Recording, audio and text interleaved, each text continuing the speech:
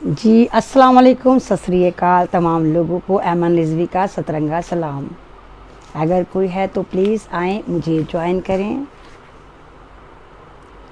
चलो अब शिद्दते नाराज़गी महदूद करते हैं। चलो अब शिद्दते नाराज़गी महदूद करते हैं। चलो अब मान भी जाओ, चलो अब मान भी जाओ, चलो मैं मान जाती हूँ।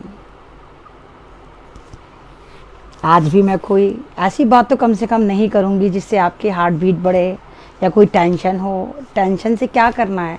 जिन्होंने मरना है वो मरेंगे, जिन्होंने मारना है वो मारेंगे, जिन्होंने बेहिस बनना है वो बेहिस बनेंगे, और जिन्होंने जो काम करना है वो काम करेंगे। मैंने आपको अवेयर कराना है, आपके साथ अच्छी अच्छी बातें करनी है, कुछ फैक्ट्स बताने हैं।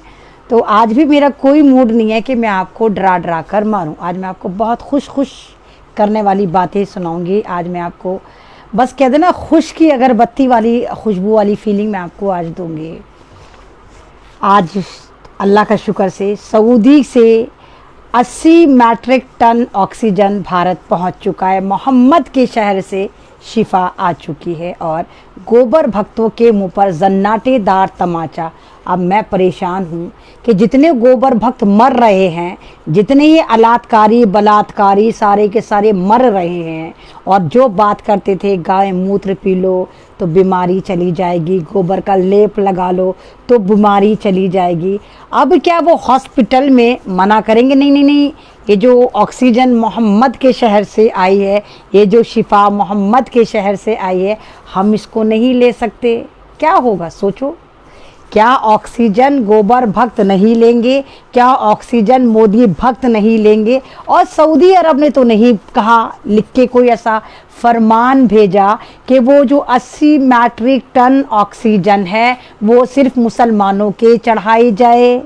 ऐसा तो सऊदी ने नहीं बोला। उसने तो भारत को गिफ्ट करा है कि जो तुम्हारे यहाँ मर रहे हैं, जिनको तुम मार रहे हो ऑक्सीजन के नाम पर, लो 80 मैट्रिक टन हमसे ले लो और भारत की इंसानियत को बचा लो। हाय अल्लाह, मैं परेशान हूँ, सच में मैं कल से परेशान हूँ कि मैं चाहती हूँ लाइव टेलीकास्ट जाकर देखूँ उन गोबर भक्तों का जो भक्ति में इतने लीन थे कि वो क्या करेंगे। वो मरना पसंद करेंगे या जब वो मर रहे होंगे, ऑक्सीजन मक्का से आई है, मदीना से आई है, मोहम्मद के शहर से शिफा आई है, वो उसको चढ़ाएंगे और चढ़ाकर बचना पसंद करेंगे या भक्ति में मरना पसंद करेंगे। और कहाँ है वो स्वामी स्वरानंद जो रसूल पाक को गालियां देता था? अबे देख, खुदा ने कितने जन्नाटेदार तमाचा कितनी जल्दी मारा। साल भी नहीं गुजरा, महीना भी नहीं गुजरा, अल्लाह ने तुझे ऐसा जलील करा कि तेरा पिछवाड़ा भी लाल कर दिया कि तुझे ये समझ में नहीं आ रहा तू कहाँ है, कहाँ छुपे, कहाँ आए, कहाँ पे छुपा हुआ। वैसे तू बड़ा भौंक रहा था अभी 20-25 दिन पहले, रसूल पाक को गालियां दे रहा था, और देख अल्लाह ने तुझे कैसा जलील करा कि मोहम्मद के शहर से शिफा आई है तुम्हें बचाने के लिए। भारत मुसलमानों का देश तो है नहीं कि तुम ये कहते हो भाई मुसलमान मर रहे थे इसलिए सऊदी अरब ने मुसलमानों को ऑक्सीजन भेज दी। ऐसा भी नहीं बोल सकते तुम, क्योंकि भारत तो मुसलमानों का देश है ही नहीं। मुसलमान भी रहते हैं, और मात्र कितने, 23% या 24%। तो मोहम्मद के शहर से जो शिफा आई है, तुम गोबर भक्तों के लिए आई है, तुम्हें बचाने के लिए आई है। अब तुम देखो तुम क्या करोगे। और तुम्हारा जो भगवान है, तुम्हारा भगवान एक तो मोदी है, तुम्हारा जो सेकंड भगवान है जो लाइन में लगा हुआ है टकलू योगी, उसने क्या तुगलकी फरमान पास करा कि अगर कोई यूपी में ये कहता है कि यूपी में ऑक्सीजन नहीं है तो मैं उसको जेल में डाल दूंगा, यूएपीए लगा दूंगा, एनएसए लगा दूंगा और उसकी प्रॉपर्टी को नीलाम कर दूंगा। ये तुगलकी फरमान यूपी के खुद को प्रधानमंत्री समझने वाले चोलाधारी इच्छाधारी नाक का आया है, जो टकलू है। शक्ल उसकी ऐसी है कि बंदर भी शर्मिंदा हो जाए, बंदरों से भी मुकदमा जीते हुए है। लगता ही नहीं कि हम इंसान को देख रहे हैं, किसी जानवर को देख रहे हैं। तो उसने ये फरमान दिया, हाय भक्तों, तुमने तो उसको भगवान बना रखा था, हिंदू राष्ट्र आएगा मंदिर बनाएंगे, घंटे बजाएंगे। अबे घंटे तो जब बजाओगे जब तुम्हारे अंदर हवा होगी, जिंदा बचोगे जब ही तो घंटे बजाओगे, या बाहर बैठ के भीख का प्याला हिलाओगे। तुम्हारा भगवान तो कह रहा है कि तुम कह के दिखाओ कि मैं तुम्हें ऑक्सीजन नहीं दे रहा, मुंह से निकाल के दिखाओ, फिर देखो मैं तुम्हें कैसे बर्बाद करता हूँ। वो अलग बात है, यूपी का हर हॉस्पिटल चिल्ला रहा है कि हमारे पास ऑक्सीजन नहीं है। यूपी के बड़े बड़े लीडर, बड़े बड़े मेडिकल सुपरिटेंडेंट कह रहे हैं पूरे यूपी में मेडिकल का बहरान है।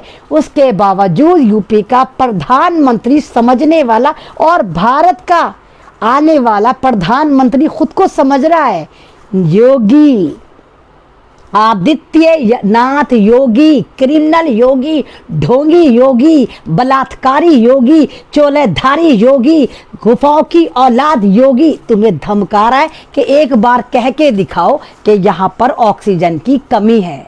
ये होता है फ़र्क मुसलमानों में, ये होता है फ़र्क मुसल्ले ईमान, इस्लाम, कलाम पाक और मोहम्मद के मानने वालों में कि मोहम्मद के शहर से शिफा आई है, वो भी अनलिमिटेड पूरे भारत को मिल जाए। 80 मैट्रिक टन, मतलब भारत ने मात्र 9000 मैट्रिक टन जो करी थी, एक्सपोर्ट करी थी, उस पर इतना चिल्लम चिल्ली मच रही थी। देखो इन्होंने बेची थी, उन्होंने फ्री में दी, और आज भी भारत में तमाम मुसलमान नौजवान इस होड़ में लगे हैं कि हम कैसे मदद करें।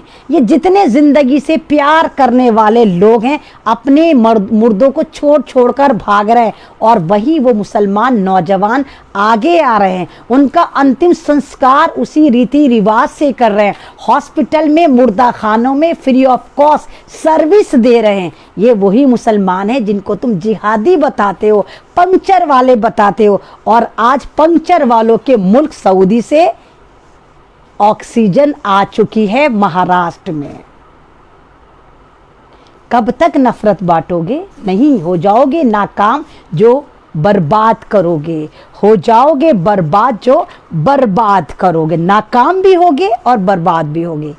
अब मैं पाकिस्तान की तरफ आती हूँ। मैं सैल्यूट करती हूँ पाकिस्तान को और उन तमाम पाकिस्तान के बाशिंदों को जो आज भारत के साथ इस मुश्किल की घड़ी में कंधे से कंधा मिलाकर खड़े हुए हैं और कह रहे हैं कि वी स्टैंड इंडिया, हम भारत के लिए दुआएं कर रहे हैं, हम भारत के साथ खड़े हैं, हम भारत को डॉक्टर देना चाहते हैं। पाकिस्तान की ऐसी एनजीओज जो सरकारी नहीं हैं वो बाकायदा लेटर लिख रही हैं, ट्विटर लिख रही हैं और कह रही हैं कि हमें इजाज़त दी जाए कि हम फ्री ऑफ कॉस्ट अपने यहाँ से डॉक्टर लेकर आएँ, एम्बुलेंस लेकर आएँ, ऑक्सीजन लेकर आएँ, नर्सें लेकर आएँ, जदीद किस्म के सारे मेडिकल इक्विपमेंट लेकर आएँ और भारत में उसको ट्रीटमेंट करवाएं। बेचारा एक गोबर भक्त को बुरी लग गई, शुक्रिया भक्त 2 रुपये कमा लिए तूने, बेचारे को बुरी लगी तो मुझे गालियां दे रहा है, कोई बात नहीं तेरा माला खाली है।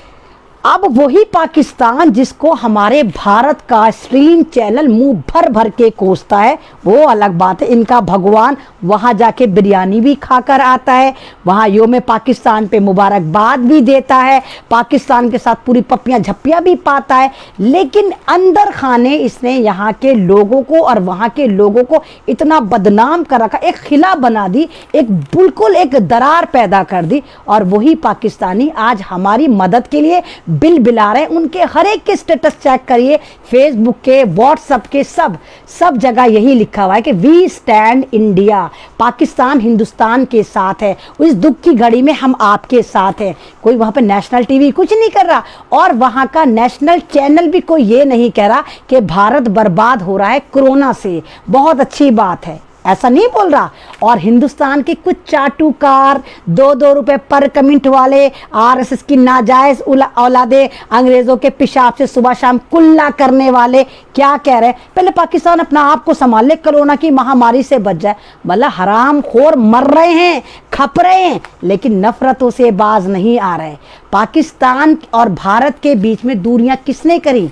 इन सरकार ने करी, आरएसएस वालों ने करी। अरे एक सरहदी तो है क्या? पाकिस्तानियों की 4 टांगे होती हैं, उनके 8 दिमाग होते हैं, हमारी तरह नजर नहीं आते। क्या वो हिंदुस्तानी नहीं है? ये तो बिल्कुल ऐसा ही हुआ अगर एक माँ की 2 औलादें हैं और जमीन का बंटवारा हो जाए तो फिर लड़ाई हो जाए। है तो एक ही माँ जाए ना, चाहे पाकिस्तान हो चाहे हिंदुस्तान हो, एक ही तो है ना दोनों। लेकिन जैसे ही बंटवारा हुआ तो नफरतें आनी शुरू हो गई।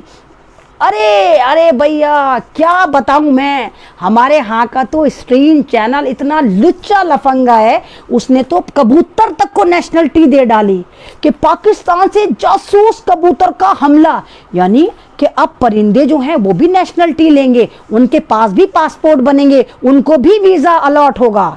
और तो और हमारी वो, आप जानते होंगे, हमारी रूबिका लियाकत कादियानी जो मुसलमान भी नहीं है, उसको मैं लॉकडाउन में पिछले साल देख रही थी कि उसने कहा पाकिस्तान से गर्म हवाओं का हमला, यानी कि अगर गर्म हवाएं भी आएंगी तो भारत में नफरत पैदा करवाने के लिए उनको भी पाकिस्तान से रिलेट कर दिया गया, पाकिस्तान से टिड्डी दल का हमला। जबकि वो टिड्डियां अफ्रीका से आई थी, वो भारत में पाकिस्तान से नहीं आई थी, वो अफ्रीका से होती हुई आई थी, और वो भी एक चाल थी ताकि फसलों को बर्बाद करा जाए। वो भी एक इजराइल की चाल होगी कि आपको बर्बाद करा जाए। यानी कोई भी बात हो, ठीक रहा, पाकिस्तान के सर फोड़ दो। और जब इनको कुछ पता होना चाहिए तब इन्हें कुछ पता नहीं होता। पुलवामा अटैक हो गया, पाकिस्तान का कबूतर तुमने पकड़ लिया, पाकिस्तान की हवाएं जो नजर नहीं आती वो तुम्हें नजर आ रही हैं बराबर कि पाकिस्तान गर्म हवाएं भेज रहा है। लेकिन 360 किलो RDX जिसकी पहले इंफॉर्मेशन थी, और कश्मीर की मिलिट्री ने तुमसे जहाज मांगे थे, मोदी सरकार से जहाज मांगे थे कि हमें एयरलिफ्टिंग कराई जाए। सरकार ने कहा था ना बाबा ना, हम तुम्हें ये लिफ्टिंग कैसे करा दे, हमें तो तुम्हें मारना है, प्री प्लान मारना है। तो 360 किलो RDX पाकिस्तान की बता दी थी। और ये भारत का खबीस न्यूज रिपोर्टर कुत्ता गोस्वामी, बंदर गोस्वामी, अर्नब गोस्वामी, उसको पहले ही पता था और वो वहाँ पहले ही सेटअप लगाकर बैठा था कि किस तरह हमला होगा, किस तरह फौजियों को मारेगी इनकी सरकार। और ये और ठीक रहा, किस पे फोड़ा था, पाकिस्तान ने करा। क्या CBI इंक्वायरी करी थी? यानी कुछ भी करते हैं ठीक रहा, पाकिस्तान पर फोड़ देते हैं।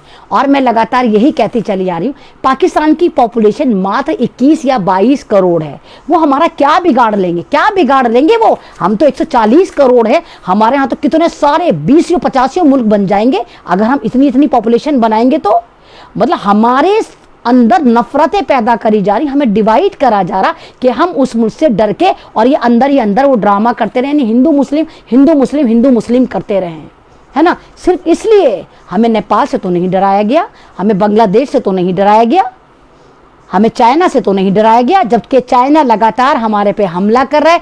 जिस चाइना में सबसे ज्यादा मोदी जी ने जाकर विजिटें मारी, चाइना को आबाद कर दिया, चाइना को झूले झुला रहे थे मोदी जी, लो भाई झूले झूल लो। और आज वो चाइना हाथ खड़े करके बैठ गया, वहां से कोरोना की दवा आ रही थी, नहीं आने दी। तो जिस चाइना पे मोदी जी चाकानम चूं करने को तैयार नहीं है, उस चाइना से इतना दहशत, जिस चाइना को सब कुछ दे दिया। और अभी भी वीवो कंपनी जो चाइनीज कंपनी है, उसका ब्रांड एम्बेसडर विराट कोहली बना है। विराट कोहली खुद बीजेपी का है। तो आपको बावला बनाया जा रहा, बहिष्कार करो चाइनीज ऐप की, बहिष्कार करो चाइनीज सामान का, जबकि लगातार चाइना का सामान भारत में इसी तरह आ रहा है और आएगा, कर ही नहीं सकते। किस किस चीज का बहिष्कार करेंगे, हर चीज तो चाइनीज है, सब चीजें भारत में चाइनीज है, इवन वो सेटअप भी चाइनीज है जिस पर बैठकर इनका तवायफ मीडिया भारत का, स्ट्रीम मीडिया भारत का, दलाल मीडिया भारत का, गोदी मीडिया बैठकर चिल्लम चिल्ली मचाता है, वो सेटअप भी चाइनीज है। इनके पास तो बोलने तक के यंत्र नहीं है अगर ये चाइना का बाइकॉट कर दें। मैं तमाम चीज़ें, मेरा मोबाइल चाइना का, मेरी लीड चाइना की, मेरा सेल्फ ये जो ट्राईपॉड है ये चाइना का, इवन मेरा ये स्टॉल चाइना का, मेरा गाउन चाइना का, हर चीज़ तो भारत में चाइना की आती है। सिर्फ यहाँ पर बच्चे पैदा करे जा रहे हैं अभी इंडियन, वो भी पता नहीं कब चाइनीज होने शुरू हो जाएं, अभी तक तो इंडियन ही पैदा करे जा रहे हैं। इतना नपुंसक मुल्क कर दिया भारत को कि यहाँ पर कुछ बनता ही नहीं, बनने ही नहीं दिया जाता कि अगर भारत में कुछ फैक्ट्री लग गई तो कहीं यहाँ के लोग पनप ना जाएं, कहीं यहाँ के लोगों में से गुर्बत ना चली जाए, कहीं यहाँ के लोग खुशहाल ना हो जाएं। इसलिए हर चीज़ चाइना से, हर चीज़ चाइना से, और सारा का सारा फायदा किनको, इनको।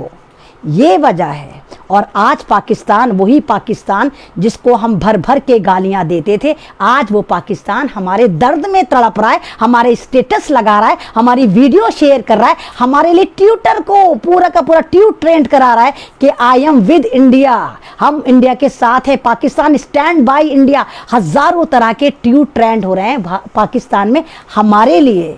कहो भक्तों वहां भी कोई चाल होगी, बोलो भक्तों आओ मुझे गालियां दो, जल्दी से जिहादी मुल्ली आलिस्तानी पाकिस्तानी खालिस्तानी बता के मेरा भी वीजा कटवा दो पाकिस्तान का, कि चल तू भी पाकिस्तान चली जा अमन रिजवी, भारत में तेरी कोई गुंजाइश नहीं। बोलो भक्तों, क्योंकि सच तुमसे हजम नहीं होता। सच हजम होता ही नहीं, होगा कैसे जब हाजमे की गोली बीजेपी जैसी हो, जो किसी को डाइजेस्ट ही नहीं होती, जो तुम्हें बोतलें भर भर के गाय का पेशाब पिलाती हो। फिर कैसे तुम्हें कोई बात हजम होगी, जो तुम्हें गोबर को उपलों में डुबकियां लगवाती हो, जो तुम्हें सुबह शाम गोबर खिलाती हो, जिसने तुम्हारे दिमाग के अंदर इतना गोबर भर दिया, इतना गोबर भर दिया कि चाहकर भी वहां दिमाग नाम का एक अंश, एक इतना सा जर्रा हम ढूंढ नहीं पाते हैं कि आया तुम इंसान हो भी, तुम्हारे दिमाग में कुछ भेजा है भी, कुछ सोचे हैं भी। हर वक्त जब भी तुम बोलते हो तो हर वक्त तुम जहर उगलते हो, हर वक्त तुम्हारे कीड़े कुलबुलाते हैं। मीर हमीद साहब का इंतकाल हुआ, वो वीर हमीद जिन्होंने पाकिस्तान में जंग में पाकिस्तान को हरवाने में अहम रोल अदा करा था, और उनको वीर बहुत बड़ा चक्रवर्ती इनाम मिला था। वो इनाम मेरे दिमाग से निकल गया। और उनके बेटे को कल मार दिया गया हॉस्पिटल में ऑक्सीजन की कमी से। परमवीर चक्र मिला था, मीर हमीद को परमवीर चक्र मिला था। वो एक फौजी थे जिन्होंने जंग में पाकिस्तान को हराने में अपनी जान कुर्बान करी थी, लेकिन क्योंकि वो मुस्लिम थे इसलिए स्ट्रीम चैनल ने नहीं दिखाया, और उस अस्पताल में उनको ऑक्सीजन नहीं दिया गया, उनके बेटे को मार दिया गया। अगर यहाँ पर कोई हिंदू होता, यकीन करिए पहले अस्पताल में ढूंढते कि कहीं कोई अस्पताल में मुसलमान डॉक्टर तो नहीं है, अगर डॉक्टर ना होता तो नर्स तो नहीं है, नर्स नहीं होती तो अटेंडेंट तो नहीं है, ताकि किसी ना किसी तरह अगर वो बंदा हिंदू होता, मीर हमीद ना होके कुछ और उसका नाम होता, तो फिर ये कहते कि देखो इसको मुसलमान ने मार दिया, जो अस्पताल में नौकर था या नर्स था या डॉक्टर था या अटेंडेंट था। लेकिन क्योंकि वो मुसलमान थे, परमवीर चक्र मिला था, उनके बेटे को ऑक्सीजन खत्म करके मार दिया और वो तड़प तड़प कर मर गए। लेकिन इतनी भी उनको इज्जत नहीं दी इस चोर राष्ट्र ने, इन आरएसएस के जाफरानी गुंडों ने, इन कुत्तों ने, इन नरबख्शियों ने, कि उनके नाम की एक न्यूज चल जाती कि मीर हमीद साहब का बेटा हमने कत्ल कर दिया। इतनी भी इज्जत नहीं दी। दीपक फौजी, मेरे एक भाई हैं जिनका नाम है दीपक फौजी, हरियाणा से हैं और किसान मूवमेंट में बहुत बार मैं उनसे मिली हूँ, बड़ी इज्जत करते हैं। दीपक फौजी उनका नाम है। कल मैंने उनकी वीडियो देखी तो मुझे पता चला कि दीपक फौजी उनको सैल्यूट कर रहे थे। दीपक फौजी सारी बातें बता रहे थे, एक एक मुद्दा बता रहे थे कि किस तरह हमीद साहब के बेटे को ऑक्सीजन बंद करके कत्ल कर दिया इस सरकार ने। क्यों? क्योंकि वो मुसलमान थे, इसलिए कोई न्यूज़ तक चलानी पसंद नहीं करी। ये ड्रामे चल रहे हैं हमारे और आपके साथ, और आप समझ नहीं रहे। इस बीमारी का पूरा लेखा जोखा मैंने आपको बता दिया, फिर भी लोग समझने को तैयार नहीं हैं, इस फर्जीवाड़े पे यकीन करने को तैयार नहीं हैं। अगर खतरनाक बीमारी है, सिम्टम भी तो नए होंगे। ये पुराने कपड़ों में नया इंसान कैसे आ गया, नई ड्रेस कैसे हो गई? जो नमूनिया के सिम्टम, जो टाइफाइड के सिम्टम, जो नज़ला खांसी के सिम्टम, जो वायरल के सिम्टम, जो इन्फ्लुएंजा के सिम्टम, वो सिम्टम सारे क्यों कह रहे हो कि तुम कोरोना के सिम्टम हैं? यानी कि दाल में काला नहीं, पूरी दाल ही काली है। ये सारा 5G घोटाला है। जब 2G में हमारा मोबाइल चल रहा था, जब 4G में भी हमारा मोबाइल चल रहा है, फिर 5G टावर किन के लिए ला रहे हो? 5G टावर किन के लिए इंस्टॉल कर रहे हो? बताते क्यों नहीं हो कि ये डीपॉपुलेशन करने का जो तुम्हारा ड्रामा है, और इजराइल से तुम ये पैकेज फ्री में खरीद के लेकर आए हो, जहां तुम्हारे डॉक्टर भी नरभक्षी बन गए, दरिंदे बन गए हैं। जब पूरी दुनिया नॉर्मल की तरफ जा रही है तो भारत सिर्फ क्यों बर्बाद हो रहा है? खासकर दिल्ली में तबाहियां क्यों हैं? क्यों? क्योंकि किसान बैठा है, किसान आंदोलन बैठा। और कमाल की बात ये मेरे भाइयों और बहनों, अभी तक उन किसानों में एक किसान को भी कोरोना पॉजिटिव नहीं हुआ। हुआ क्यों नहीं? क्योंकि उनका चेकअप नहीं करा। अगर आप उन किसानों के चेकअप करेंगे ना, तमाम किसानों को पॉजिटिव दिखा देंगे, ये फर्जीवाड़ा करके फिर जबरदस्ती वैक्सीनेशन घुसेड़ेंगे और उनको मारना शुरू कर देंगे। WHO का प्रोटोकॉल देंगे जो सीधा आपको जहन्नुम की तरफ ले लेकर जाएगा या मौत की तरफ लेकर जाएगा, अल्लाह की तरफ लेकर जाएगा, भगवान की तरफ लेकर जाएगा, शमशान की तरफ लेकर जाएगा, कब्रिस्तान की तरफ लेकर जाएगा, लेकिन दुनिया की तरफ लेकर बिल्कुल भी नहीं आएगा। क्यों? क्योंकि एजेंडा 21 आपको मारने की तैयारी है। आज मैं आपसे बात करूंगी इजराइल की। इजराइल, एक्सक्यूज मी,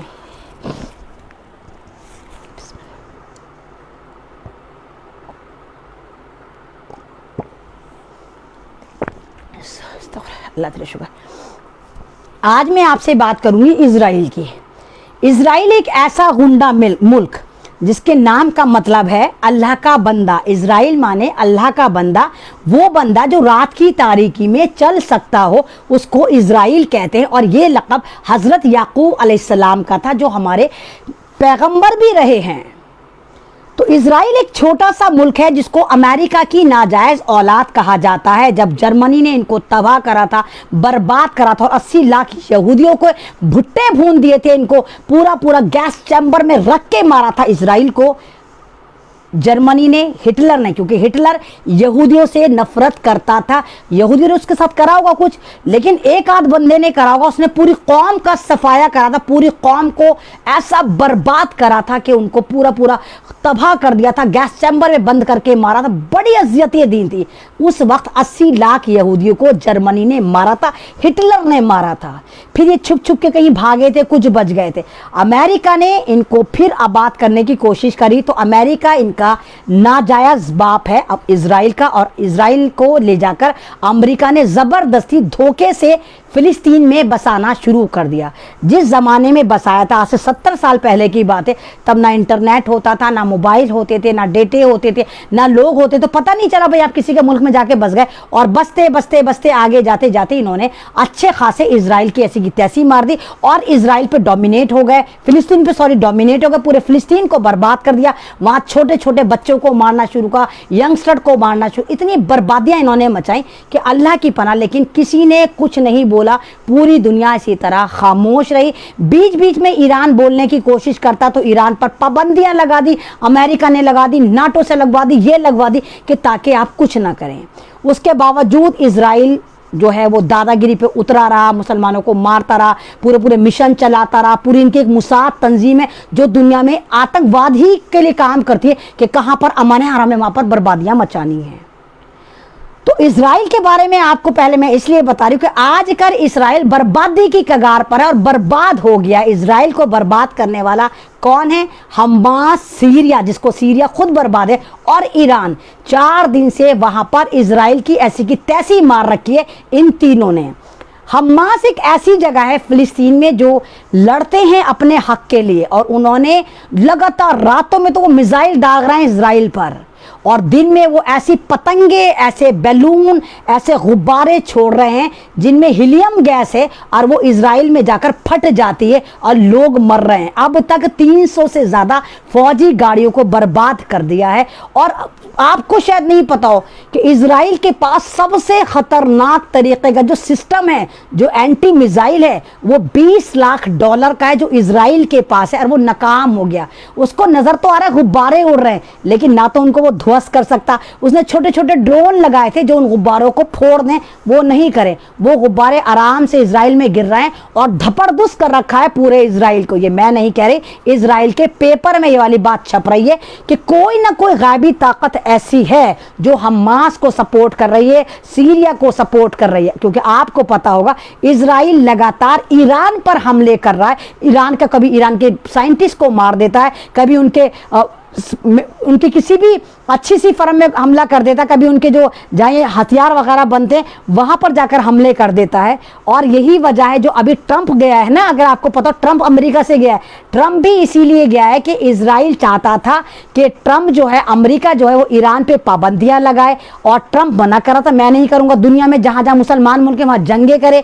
ट्रंप ने मना कर दिया, तो ट्रंप को हटा के जो बाइडन जो भी है उसको लाके बुढ़े को लाकर कर दिया। वो ठरकी बुढ़ा इस वक्त नफरतें बांट रहा है, वो हर तरफ तबाहियां मचाएगा, देखते रहो वो क्या क्या करेगा। और भारत उसकी मिसाल है कि यहाँ पर तबाहियां मचनी शुरू हो गई। अफगानिस्तान में भी मच रही हैं, ईरान पे भी कितने हमले इन्होंने कर दिए। केमिकल रिएक्टर जो होता है ईरान का, वहाँ पर भी हमला करा था। तो ईरान तो चुप नहीं बैठेगा, ईरान भी लगातार कर रहा है। कभी ईरान सीरिया से हमले करवा रहा है, कभी वो हमास को मदद कर रहा है लगातार। अब इस वक्त इजराइल की चीप पटाख निकली हुई है और उसके नाक में दम कर रखा है इजराइल के। और आपको शायद ये वाली बात ना पता हो कि चाइना ने भी ईरान के साथ हाथ मिला लिया, 25 साल की संधि कर ली कि हम तुम्हारे साथ रहेंगे। क्या आपको मालूम है कि इजराइल क्या मुल्क है? आपको नहीं पता, मैं आपको लेके चलती हूँ इजराइल की पूरी आपको मैं एक स्टोरी बताती हूँ, शायद आप में से बहुत कम लोगों को पता हो। इस्राइल का मानना यह है कि हम लोग शादियां नहीं करेंगे। इस्राइल में शादी करने का चलन बहुत कम है कि हम शादी नहीं करेंगे, क्योंकि शादी करने का मतलब है अपना वक्त बर्बाद करना। हम शादी नहीं करेंगे, अगर शादी करेंगे तो एक आध बच्चा ही पैदा करेंगे, इससे ज़्यादा पैदा नहीं करेंगे, क्योंकि हमें ऊपर वाले ने हुकूमत करने के लिए पैदा करा है। हम लीडर हैं, उनका जो सलाम होता है वो भी हमारी तरह होता है, नमाज भी मुसलमानों की तरह करते हैं, तमाम उनके जो अकीदे हैं वो हमारी तरह है। लेकिन एक घमंड, एक गुरूर है जो उन्हें बर्बाद करता है।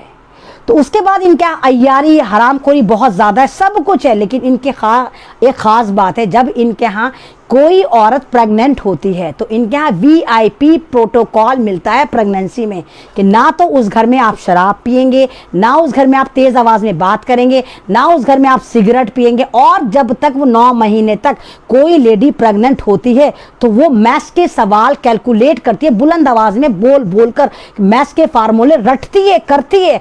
हल्का हल्का बड़ा खूबसूरत म्यूज़िक बजता है और जूस, ये वो ऐसी VIP ट्रीटमेंट मिलती है कि किसी मुल्क के प्रधानमंत्री को भी नहीं मिलनी होगी।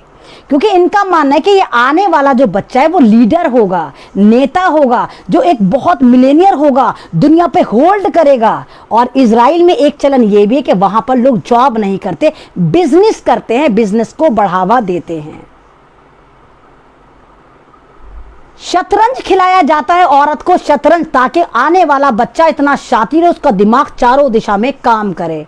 और हाय, हमारे भारत में क्या होता है, जब औरत प्रेग्नेंट होती है तो कुत्ता बना के रखते हैं। कोई नया काम थोड़ी ना करे तो बच्चा पैदा करे, पूरी दुनिया बच्चे पैदा करे। हमारी माँ ने करा था, हमारी दादी ने करा था, हमारी फलानी ने करा था। तो कुछ नया आसान कर रही है क्या? दुगना काम करवाते हैं, उसको आराम नहीं करने देते, उसका मेडिकल ट्रीटमेंट सही नहीं होता, उसको ग़िज़ा सही नहीं मिलती, ग़िज़ा के तौर पर उसको गालियाँ, सलावाते, टॉर्चर करते हैं। ये हमारे भारत के या हमारे एशियन हस्बैंड, यहाँ पर ये होता है, वहाँ पर VIP प्रोटोकॉल मिलता है।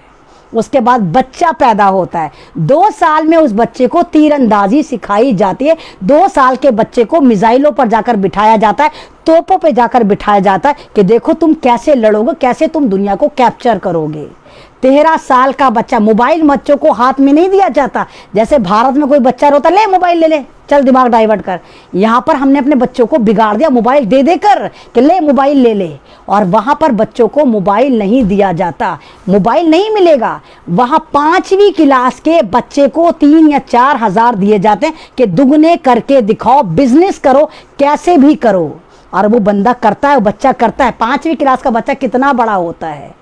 इजराइल दुनिया का एक ऐसा मुल्क है जहां पर इजरायली कभी किसी इजराइल को सूद पर पैसा नहीं देता, फ्री में पैसे देते, लो 1000 रुपए ले लो, अगर तुम्हें ज़रूरत है बाद में इतने ही लौटा देना। जबकि सूद का जो कारोबार है वो वजूद में इजराइल से ही आया, इजराइल ने ही सूद को पूरा का पूरा दुनिया में सर्कुलेट करा है। इजराइल एक ऐसा मुल्क है जिसने सिगरेट बनाई, सिगरेट बनाने वाला मुल्क इजराइल है। और यहूदी सबसे कम सिगरेट पीते हैं और घर में कोई भी यहूदी सिगरेट पी ही नहीं सकता। इतनी आज़ादी नहीं है कि वो घर में सिगरेट पिए, क्योंकि उनको पता है कि उसके कितने नुकसान हैं। इजराइल एक ऐसा मुल्क है जहां पर 100% औरतों को फौज की ट्रेनिंग दी जाती है। ये नहीं कहा जाता नहीं तू औरत आराम से घर में बैठ। ये मुल्क है और यही वजह है कि आज दुनिया की 80% इकनॉमी, 80% इकनॉमी आज इजराइल के पास है और वो हमें बर्बाद कर रहा है। और उस इजराइल को जो नाक को चने चबाए, वो हमास ने चखाए, वो सीरिया ने चखाए, वो ईरान ने चखाए, और लगातार वहाँ पर बमबारियाँ हो रही हैं। जब आपको पता है जब इसराइल में कोई दूसरा मुल्क हमला करता है, या हमास मारता है, या ईरान करता है, या सीरिया करता है, कोई भी करता है, तो इस पूरे इसराइल में सायरन बजने शुरू हो जाते हैं कि भाई खतरा खतरा, भागो भागो। और उन्होंने ऐसी खंदकें बना रखी, मॉडर्न खंदकें बना रखी, ताकि वो उसमें जाकर छुप जाएं। उनको अपनी ज़िंदगी इतनी प्यारी होती है, दूसरों को तो वो चींटियों की तरह मसलते हैं, लेकिन अपनी ज़िंदगी इतनी बचाकर चलते हैं। और इज़राइल के जुल्म की वजह से, इस कमबख्तपन की वजह से, फ़िलिस्तीन दुनिया का एकमात्र ऐसा मुल्क है जहां पर बच्चों का कब्रिस्तान पाया जाता है। 12-12 साल के बच्चे, 13-13 साल के बच्चे कब्रिस्तान में मरे हुए पड़े हुए नजर आ जाएंगे, दबे हुए नजर आ जाएंगे, या पुलिस के जुल्म का शिकार नजर आ जाएंगे। छोटे छोटे बच्चे जेलों में नजर आ जाएंगे। एक वीडियो मैंने दिल दहलाने वाली 2 साल पहले देखी थी, और मैं उस वीडियो को आज भी नहीं भूल पाई। 5 साल की बच्ची रही होगी, बहुत खूबसूरत फिलिस्तीनी मुसलमान बच्ची, और बहुत सारे मुस्टंडे इजराइल के फौजी जीप में उस बच्ची को बांध रखा जिंदा को, और उसको पूरे रस्सियों में बांध के पूरे घसीट रहे हैं।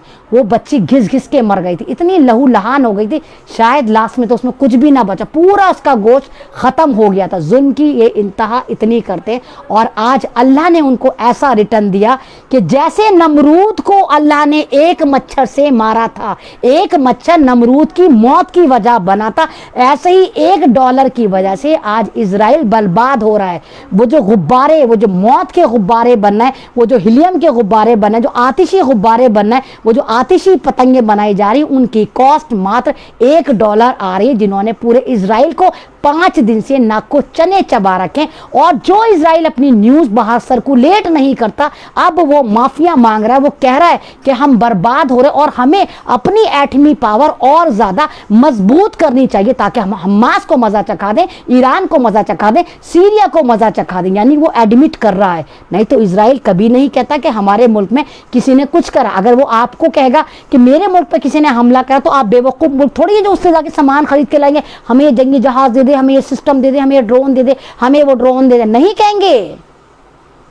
हम इजराइल से डरते हैं, हम इजराइल को पता नहीं क्या समझते हैं। लेकिन आपको पता है कि इजराइल से ज़्यादा पढ़े लिखे लोग, इजराइल से ज़्यादा माइंडेड लोग ईरान में पाए जाते हैं। ईरान में लोग साइंटिस्ट पाए जाते हैं, घर घर में साइंटिस्ट पाए जाते हैं। हर बंदा वहाँ पर कोई ना कोई आपको प्रैक्टिकल करता हुआ नज़र आ जाता है। यही वजह है कि आज ईरान, आपको पता नहीं, उसके बावजूद ईरान इतना डेवलप है, इतना ज़बरदस्त डेवलप हो चुका कि उसकी कमांडें, उसकी जो उड़ानें आसमान तक पहुँच चुकी कि आज ईरान जो है वो पाकिस्तान को भी बहुत दे सकता है। आज ईरान चाहे तो भारत को भी बहुत कुछ दे सकता है। आज ईरान चाहे तो बांग्लादेश को भी बहुत कुछ दे सकता है, लेकिन नहीं दे सकता क्योंकि उस पर पाबंदियां लगी हुई हैं।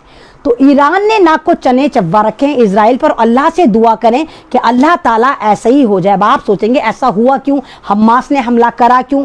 क्योंकि आपको पता है माह रमज़ान है और मस्जिद बैतुल मुक़द्दस, जिसको हम मुसलमान अपना क़िबला अव्वल या पहला क़िबला कहते हैं, वो वहाँ पर पाया जाता है। उसको बैतुल मुक़द्दस पे ये भी नजरें अपने राले टपकाते रहते हैं कि इजराइल ने ये हमारा है। तो बैतुल मुक़द्दस की लड़ाई की वजह से, क्योंकि रमज़ान है, तो बैतुल मुक़द्दस की सहन में जब फ़िलिस्तीनी जाकर इबादत करने की कोशिश करते हैं, नमाज पढ़ने की कोशिश करते हैं, तो फिलिस्तीन की फोर्स और फिलिस्तीन के जितने ज़ायनिस्ट हैं, ये सारे आकर उन मुसलमानों पर, उन फिलिस्तीनी मुसलमानों पर कहर तोड़ रहे हैं, उनको मार रहे हैं, उनको गोलियां मार रहे हैं, उनको धक्के दे दे के मार रहे हैं, जबकि माह रमज़ान चल रहा है। तो इसी वजह से हमास ने उन पर हमले करने शुरू करे, यही वजह सीरिया ने हमले करने शुरू करे, ताकि ये फिलिस्तीन पर हमला करना बंद कर दे, क्योंकि वो हमारी मस्जिद है, वो हमारा पहला क़िबला अव्वल है। और आपको जैसे पता होगा वहाँ पर एक दीवार, एक गरिया है, यानी रोने वाली दीवार, जहाँ पर ये सारे जाहिल, जितने ये यजीदी हैं, मैं तो यजीदी कहूँगी, जितने भी यजीदी, ये सारे के सारे इजराइली नील बटा नील जाहिल, इतनी अकल है, दहाड़े मार मार के ऐसे करके रोते हैं। मतलब इतने जाहिल है, उस दीवारे गरिया के पास आके रोते हैं। अल्लाह के सामने नहीं रोते, उसकी रहमतों से नहीं मांगते, उससे नहीं डरते, दीवारे गरिया के आगे जाकर ऐसे करके हम नौटंकियां करते हैं दीवारे गरिया पर जाकर। तो जो दीवारे गरिया पर जाकर रो रहा है जाहिल कहीं का, तो आप सोचो कितने बड़े टैलेंटेड होंगे। तुम दीवारों के सामने जाकर रो रहे है, वो दीवार तुम्हें क्या देगी, क्या देगी तुम्हें वो दीवार? आप सारे गोबर फकता रहेंगे, तुम भी तो नमाजें पढ़ते हो। अबे जाहिल, हम तो हर जगह नमाज पढ़ते हैं, हमारा क़िबला एक डायरेक्शन में, हम तो हर जगह नमाज पढ़ते हैं, हमारी पैटर्न जगह तो नहीं होती नमाज पढ़ने की। तो ये सारे के सारे अल्लाह के शुक्र से रिटर्न हो रहा है। ये जितने भी आपको देखिए, जितने भी इजरायली आरएसएस वाले हैं, जितने इजरायली आरएसएस वाले मुसलमानों पर हमला कर रहे थे, उन्हें मार रहे थे, आज अल्लाह ने उनको कैसा रिटर्न दिया कि आज इजराइल डर रहा है, मर रहा है, डर में जी रहा है, खौफ में जी रहा है। पूरे इजराइल में तबाहियां मची हुई हैं, आगे लगी हुई हैं। और दूसरी तरफ ये भारत के जो अंग्रेज हैं, काले वाले अंग्रेज, या आरएसएस की नाजायज औलादी, सारे आरएस के चड्डेधारी, इनसे अपनी चड्डियां संभालनी मुश्किल हो गई और ये अपनी चड्डियां संभाल के सारे गुफाओं में पड़े हैं कि हम क्या करें, क्योंकि बात इनके घर तक आ गई। जब सरकार ने मारना शुरू करा तो इनको भी मारना शुरू कर दिया। तो ये तमाम चीज़ें जो मैं आपके सामने रख रही थी, ये तमाम मुद्दे हैं जो मैं आपके सामने रखना चाहती हूँ। और एक बार फिर पाकिस्तान का थैंक्स कहती हूँ कि वो हमारी इस दुख की घड़ी में, जो दुख हमें भारत ने ज़बरदस्ती गिफ्ट में दिया, यहाँ की सरकारों ने फर्जी दुख हमें दिया, और कोई कोरोना नहीं है, कोई आपदा नहीं है, कोई वैक्सीनेशन सही है ही नहीं, कोई कोरोना किट सही नहीं है, उसके बावजूद पाकिस्तान हमारे दर्द में खड़ा हुआ है, क्योंकि यहाँ पर लोग मर नहीं रहे, मारे जा रहे हैं, कत्ल करे जा रहे हैं। ऑक्सीजन के नाम पर कत्लो आम लूट मार मची हुई है। उसके बावजूद पाकिस्तान ने हमसे ये कहा कि वो हमारे साथ खड़ा है, जबकि हमारा भारत, हमारा मीडिया, हम लोग ने कुछ नहीं करा भाई पाकिस्तानियों, हमने तुम्हें कभी सिंगल गाली भी नहीं दी।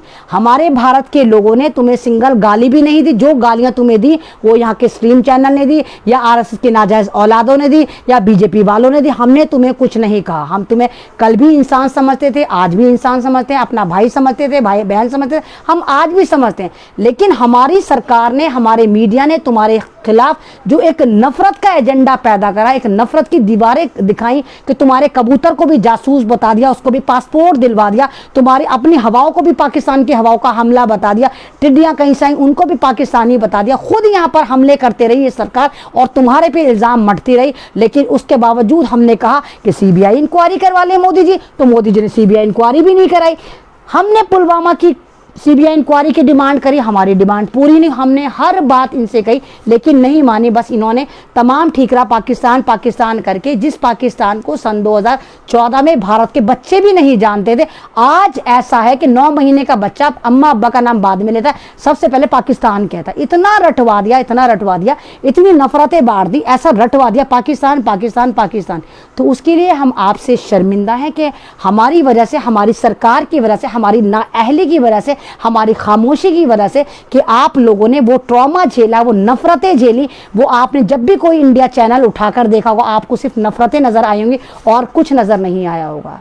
तो हम बहुत थैंक्सफुल हैं कि चाहे अब वो मदद आए ना आए वो बात अलग है, लेकिन आपने ऑफ़र करी, आपकी मदद पूरी तैयार खड़ी है, आपकी एम्बुलेंस सरहद के उस तरफ तैयार खड़ी है, आपके डॉक्टर उस तरफ तैयार खड़े, आपके मेडिकल इक्विपमेंट उस तरफ तैयार खड़े, आपका ऑक्सीजन उस तरफ तैयार खड़ा है। लेकिन भारत नहीं चाह रहा, ना भारत कोई रिस्पॉन्स दे रहा है, ना भारत कोई जवाब दे रहा है। वो तो हम लोग, हमें पता है कि आप लोग कह रहे हैं तो हमें पता है, तो हम रिप्लाई दे रहे हैं कि हम आपका दिल से शुक्र अदा करते हैं कि आप हमारे मुसीबत की इस घड़ी में, जो मुसीबत हमारे ऊपर कोऑर्डिनेट करी गई है, फर्जी मुसीबत बना के सचमुच लोगों का कत्ल करा जा रहा है, फिर भी आप हमारे साथ हैं। दिल से आपका तमाम लोगों का शुक्रिया।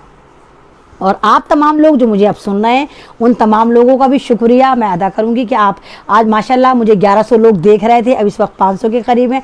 तो आप तमाम लोगों का शुक्रिया। और तमाम लोग, अब भी मैं कह रही हूँ कि अगर मेरा लाइव चल रहा है, अगर आप इसको हाथ के हाथ शेयर करते हैं तो लाइव की रीच बहुत ज़्यादा जाती है, बहुत ज़्यादा शेयरिंग हो जाती है। बाद में लाइव ख़त्म होने के बाद अगर आप इसको शेयर करते हैं तो वीडियो इतनी नहीं चलती। तो प्लीज़ आप हाथ के हाथ बराबर इसको शेयर करते रहा कीजिए, अपने व्हाट्सएप ग्रुप पर, अपने फेसबुक ग्रुप पर, अपने फेसबुक अकाउंट पर, जहां जहां आप मेरी आवाज़ को पहुंचा सकते हैं। इतना तो कर ही सकते हो ना, मैं भी तो आपके लिए इतना करती हूँ, इतने प्यारी प्यारी बातें आपको बताती हूँ, इतनी भक्तों को इतनी गालियाँ देती हूँ। देखो ना कितनी मैं गालियाँ मुंह भर भर के देती हूँ अपनी, देखो ना अपनी मौत को हथेली पर लेके फिरती हूँ, कैसी मैंने खुल्लम खुल्ला चैलेंज देती हूँ, किसके बाप में मत है, मुझे मार के दिखा। कितना मैं आपके लिए रिस्क लेती हूँ ना। नहीं भाई, मैं आपके लिए रिस्क नहीं लेती, मैं अल्लाह से डरती हूँ, मैं इनसे नहीं डरती। कोई बात नहीं, अगर आप शेयर करते नहीं करते वो आपका मसला है। मैं फिर भी हर बार यही कहूँगी कि प्लीज़ कर दिया करें, तो ताकि आवाज़ ज़्यादा से ज़्यादा पहुँचे। और तमाम लोगों का शुक्रिया कि आप आते हैं, और तमाम उन लोगों का भी शुक्रिया जो मुझे दूर दूर से सुनते हैं, वक्त बर्बाद करते हैं मेरे पे और अपना कीमती वक्त देते हैं। और फिर वही लास्ट का सेशन रह जाता कि मैं 10-20 नाम 50 नेम आप लोगों के बोलना चाहूँगी कि जो लोग मेरे लाइव पर हैं। SHABAZ हैं, गुड वर्क, एक अलीशा हैं, आपका भी शुक्रिया। और जो जो मुझे नज़र आ रहे हैं, जो जो आएंगे नज़र, क्योंकि मेरा मोबाइल हॉरिजेंटल में मैं ऐसे रखती हूँ, अगर मैं ऐसे रखती हूँ तो नाम नज़र आएगा, तो नाम फिर वो मेरी वीडियो कम नज़र आएगी। एक मोहसिन करके हैं, मोहसी MD नसीम, उनका भी शुक्रिया। तो मुझे सिर्फ एक ही नज़र आता है, दानिश हुसैन है, आप शुक्रिया, आप ग्रेट हो। नहीं मैं कोई ग्रेट नहीं, मेरा तो रेट ही गिर गया, कहाँ से ग्रेट हो गई। अब्दुल क़य्यूम साहब हैं, आपका भी शुक्रिया। एक सफ़िया हयात हैं, सफ़िया हयात, अगर आप लड़की हैं तो दिल से आपको शुक्रिया। एक हरीद, क्या नाम है इनका, हरीद, पता नहीं, हदीस करके नाम था, राशिद शेख हैं, आपका भी शुक्रिया। इतनी पढ़ी लिखी, मतलब नाम में मैं कंफ्यूज हो जाती हूँ। अंजुम हुसैन है, आपका भी शुक्रिया। वलीउद्दीन है, आपका भी शुक्रिया। जीनत अली आई थिंक ये लड़की हैं, आपका भी शुक्रिया। SK हन्नान है, आपका भी शुक्रिया, हन्नान ही नाम है ना। हाँ, यूनुस अहमद है, आपका भी शुक्रिया। मुझे मतलब नज़र नहीं आता, थोड़ा दूर रखा हुआ है मेरा मोबाइल। देखिए मैं इतनी दूर करी, फिर भी मेरी उंगली मेरे मोबाइल पर टच नहीं हो रहा, इतना दूर रखा हुआ, 3 फुट दूर पर रखा हुआ है। आमिर सैफ़ी हैं, आपका भी शुक्रिया। गुल वसीम भाई हैं, आपका भी शुक्रिया। एजाज आलम है, उनका भी शुक्रिया। तो जितने भी लोग मुझे सुनते हैं, आप तमाम लोगों का मैं दिल से शुक्रिया अदा करती हूँ। एक सलमान मंसूरी, इतना लंबा आपने नाम लिख के भेजे, मैं कैसे पढ़ूंगी। एक महराज खान है, आपका भी शुक्रिया। नसीम अली हैं, आपका भी शुक्रिया। तो जो लोग भी, परवेज़ अली हैं, आप कभी, सादिक भाई आपका भी शुक्रिया, सादिक भाई आपका भी शुक्रिया। और उन तमाम गोबर भक्तों का भी शुक्रिया जो मुझे आते हैं और गालियां देते हैं, मेरे पे फ्रस्ट्रेशन उतारते हैं। तमाम उन गोबर भक्तों का तो सबसे ज़्यादा शुक्रिया जो मेरी पोस्ट पर आती हूँ और मैं उनकी अन्नदाता बन जाती हूँ।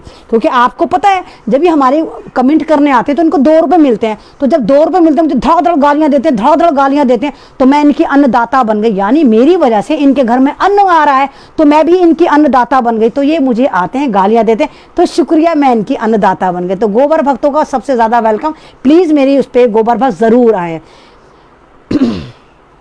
अकरम खान है, उनका भी शुक्रिया। और अतीक सुलेमान है, आपका भी शुक्रिया। और मोहम्मद हनीफ साहब हैं, उनका भी शुक्रिया। अकरम खान है, आपका भी शुक्रिया। नसीम अली हैं, आपका भी शुक्रिया। डर अरशीद, कैसे कैसे नाम रख लेते हैं, अयान करके हैं, फिरदौस सलीम है, मैं इतनी पढ़ी, मुझसे नाम नहीं पढ़े जाते। शिराज वानी हैं, इम्तियाज़ आलम है, आफ्ताब अंसारी हैं, फयाज़ खान हैं, और फिरदौस सलीम हैं, और शाहिद खान हैं। आप तमाम लोगों का जानी सर, क्या है अल्लाह, कैसे कैसे नाम रख लेते हो भैया। एहसान हबीब हैं, नाम तो सही रख लो ताकि मैं पढ़ूँ, नाम चेंज कर दो, आसान से रख लो, उर्दू में लिख दिया करो, उर्दू में प्रॉपर पढ़ लेती हूँ, मुझे नहीं पढ़े जाते। शाहिद खान है। रॉकी कुमार, आप गाली दे रहे हो या वैसे ही आए हो। रॉकी कुमार शुक्रिया, गाली दे रहे हो तब भी शुक्रिया, नहीं दे रहे तो उससे भी ज़्यादा शुक्रिया, हर तरह से आपका शुक्रिया। तो जितने भी लोग हैं, आप तमाम लोगों का शुक्रिया कि मुझे गाली देने भी आ रहे हैं तब भी शुक्रिया। महराज खान, आपका शुक्रिया, very good job, great ma'am. मैं कोई मैम नहीं, मैं तमाम आप लोगों की बहन हूँ, बेवकूफ़ी हूँ, मेरे कोई अकल वकल नहीं है। मोहम्मद हनीफ भाई दोबारा आ गए, आपका भी शुक्रिया। और इरफान खान, आप भी दोबारा आ गए। साजिद अहमद, आप भी शायद दोबारा आ गए। राशिद शेख, आप तिबारा आ गए। महमूद अहमद, आप चौबारा आ गए। कदीर अहमद, आप शायद पहली बार आए, पता नहीं कितनी बार आए। उवैस रज़ा, वालेकुम सलाम उवैस रज़ा, कैसे हैं आप। मोहम्मद सादिक, वीडियो क्या बोला, मुझे समझ में नहीं आया किस वीडियो का क्या मतलब। अरे भाई, वीडियो का कोई मतलब नहीं होता सादिक भाई, क्या मतलब होगा, मैं ज्ञान पेलने आई थी, पेल दिया। बाबा महराज, फयाज वानी, हयात खान, मुझे समझ में नहीं आया सादिक भाई आप क्या कह रहे हैं, दोबारा SMS फॉरवर्ड करें, मुझे नज़र नहीं आता। बशीर खान, शुक्रिया आपका भी भाई। और शेख नज़ीर, आपका भी शुक्रिया। अनवर हिलानी, नाम चला जाता है फ़ौरन, एक नाम लिखा हुआ था फ़ौरन भाग जाता है।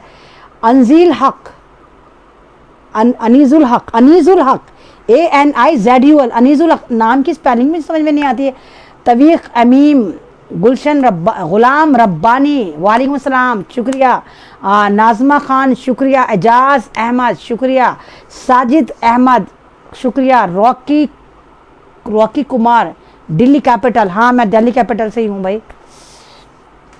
बस ये तमाम बातें थी। मोहम्मद इकबाल, कैसे हो। मैं ठीक हूँ, आपकी दुआएं, अल्लाह का शुक्र है, जब तक नज़र आ रही हूँ तब तक सही सलामत हूँ। मुजम्मिल हाशमी, वालेकुम सलाम, आपका शुक्रिया। बस मुझे दुआएं करिए मेरे लिए कि मैं आपके साथ इसी तरह बनी रहूँ और इस सरकार के जुल्म के ख़िलाफ़ आपको अवेयर कराती रहूँ और कहती रहूँ क्या ये खामोश मिजाजी तुम्हें जीने नहीं देगी। इस दौर में जीना है तो कोहराम मचा दो, बस यही कहती रहूं कि बस कोहराम मचा दो अगर वाकई इस दौर में जीना है तो। मोहम्मद सादिक क्या कह रहे थे, अल्लाह क्या कहे मुझे समझ में नहीं आता। मैंने बोला तो है कि भक्तों का शुक्रिया, और क्या बोलूँ मैं, बताइए बशीर खान। तमाम लोगों का मेरा अच्छी यास्मीन करके है कोई, या मेरी स्पीच अच्छी थी, शुक्रिया भाई। पता नहीं अच्छी थी नहीं, मैं जब बाद में सुनती हूँ अच्छा मैंने ये भी बोला, अच्छा मैंने ये भी बोला, मुझे समझ में नहीं आता मैं क्या बोल कर जाती हूँ। फ्लो में आपके साथ तमाम बात कर देती हूँ, बाखुदा मुझे याद भी नहीं रहता कि मैंने क्या बोला, सारा बोल देती हूँ, बाद में याद आता अच्छा मैंने यारी बात भी बोली, काश ये भी बोल देती, ये वाली बात रह गई। बहुत सारी बातें रह भी जाती हैं। फूल बाबू वालेकुम सलाम, और अनवर हिलानी बहुत बहुत शुक्रिया आपका भी, और ज्ञान गयूर खान है शुक्रिया बहुत, जुल्फ़कार अली हैं, राशिद सिद्दीक़ी हैं, खुदाफिज, सबका खुदाफिज, ढेर सारी दुआओं में याद रखिए। और मीर स्मार्ट आमिर, मीर स्मार्ट आमिर माशाल्लाह, नाम तो देखो स्मार्ट इसमें लगा दिया कि खुद बेचारा सामने वाला खुद ही बोल देगा मीर स्मार्ट, चाहे हो ना हो स्मार्ट बोल ही दो, ठीक है। अल्लाह मियाँ आपको ऐसे स्मार्ट बनाए रखे। सोनी अली आपका भी शुक्रिया। तो आप तमाम लोग बहुत बहुत आपका शुक्रिया कि आप आते हैं। आर के ख़ान आपका भी शुक्रिया, आप आते हैं, मुझे इतनी इज़्ज़त देते हैं। और बस मैं यही कहूँगी प्लीज़ दुआओं में याद करिए, अगर ज़िंदगी रही तो इंशाल्लाह कल फिर मैं आपके सामने हाजिर होंगी, और इसी तरह कुछ चटपटे, कुछ खट्टे मीठे एक्सपीरियंस लेके, कुछ ऐसी बातें लेकर। प्लीज़ डरना मत, डरना मत, जो हो रहा है छोड़ दीजिए उसे अल्लाह के आगे। अल्लाह से माफ़ियाँ मांगते हैं, अल्लाह हमारी परेशानियां दूर करे, हमारी मुसीबतों को टाल दे। जो ये दज्जाली मुसीबत हमारे ऊपर मुसल्लत हुई है, और ये जो शैतानी पावरें हमारे ऊपर मुसल्लत हो रही हैं, अल्लाह इनको भी ऐसे नस्तो नाबूद कर दे। और इंशाल्लाह अल्लाह सुनेगा, क्योंकि अल्लाह ताला हमसे, हमारी माँ से 70 गुना ज़्यादा प्यार करता है। तो अल्लाह और हमारे बीच में एक सिजदे की दूरी है, एक जानेमाज, और सिजदे में जितनी दूरी होती मेरे खुदा में और हम अल्लाह में इतनी ही दूरी है। तो इंशाल्लाह हमें पता है कि हम अगर सच्चे दिल से अल्लाह से मांगेंगे तो हमारा खुदा हमारे तमाम गुनाहों को माफ़ कर देगा। वो नुक्ता नवाज है, वो हमें फिर ऐसे कर देगा जैसे हमने कोई गुनाह करे ही नहीं। सच्चे दिल से मांग कर तो देखिए, तो हम इस बीमारी से भी जीतेंगे, हम इन दज्जाली ताकतों से भी जीतेंगे, हम इन आरएसएस से भी जीतेंगे, और फिर हम एक नया भारत निर्माण करेंगे, एक नए भारत की तामीर करेंगे, जहाँ हिंदू मुसलमान सिख ईसाई तमाम बड़ी खुश अखलाकी से, खुश उसलूबी से पड़ोसी देश के साथ मिलकर बड़े अच्छे से रहेंगे। किसी को हम सत श्री अकाल बोलेंगे, किसी को राम राम बोलेंगे, किसी को अस्सलाम वालेकुम बोलेंगे, और हम तमाम लोग पता ही नहीं चलेगा कि हम लोग कौन है। बस अगर हमारी पहचान होगी तो ये होगी कि हाँ हम भारतीय हैं, हम भारतीय थे, हम भारतीय रहेंगे, और अपने आइन की, अपने कॉन्स्टिट्यूशन की, अपने संविधान की हर हालत में हम इसी तरह हिफाजत करेंगे। बस ये वादा ले लीजिए कि आप बेशक किसी का हाथ मत पकड़ना। अगर आप बीमारी को मानते हैं तो बेशक किसी से हाथ मत मिलाना, किसी का हाथ मत पकड़ना, लेकिन ये वादा करें कि किसी का साथ भी आप नहीं छोड़ेंगे। इस वादे के साथ मैं आपसे अलविदा चाहती हूँ। शुक्रिया, अल्लाह हाफिज़, रमज़ान मुबारक, इंसानियत मुबारक, भारत मुबारक, पाकिस्तान को फिर मुबारक, और तमाम दुनिया के लोगों को जो यूएई से देख रहे थे, अमेरिका से देख रहे थे, इंग्लैंड से देख रहे थे, ऑस्ट्रेलिया से देख रहे थे, और हॉलैंड से देख रहे थे, तमाम उन लोगों को भी दिल से मेरा सलाम कि आप लोग मुझे इतनी इज़्ज़त देते हैं। बस अपना ख्याल रखिए, ढेर सारा ख्याल रखिए, डरना बिल्कुल भी नहीं, अपने स्टैमिना को बूस्ट रखिए, क्योंकि जब आप दिमाग को मजबूत करेंगे तो हम तमाम बीमारियों को इंशाल्लाह हरा देंगे। हम फिर नई नींव रखेंगे, इंसानियत की नींव रखेंगे, भारत की नींव रखेंगे, और हमें उम्मीद है कि हम ऐसा कर देंगे, क्योंकि हमारे पास खुदा है, उसकी ताकत है। अल्लाह हाफिज़।